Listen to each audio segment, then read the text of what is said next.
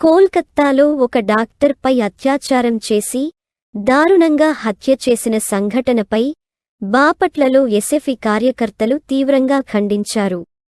ప్రజాతంత్ర వాదులంతా ఇటువంటి దుర్మార్గమైన చర్యను తీవ్రంగా ఖండించాలని పిలుపునిచ్చారు. సమాజంలో ఒక వైద్యురాలిని అతి కిరాతకంగా అత్యాచారం చేసి హతమార్చటం క్షమించరాని నేరమని అన్నారు.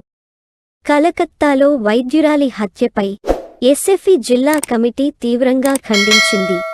సమాజంలో ప్రజలకు మెరుగైన వైద్య సేవలు అందిస్తున్న వైద్యులకే రక్షణ లేకపోవటం దారుణ విషయానికి అన్నారు.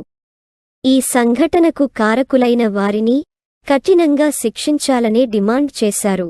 బాపట్ల ప్రాంతంలోని పలు విద్యాసంస్థల విద్యార్థులు తీవ్ర స్థాయిలో నిరసన వ్యక్తం చేస్తూ బాపట్లలో ర్యాలీ నిర్వహించారు.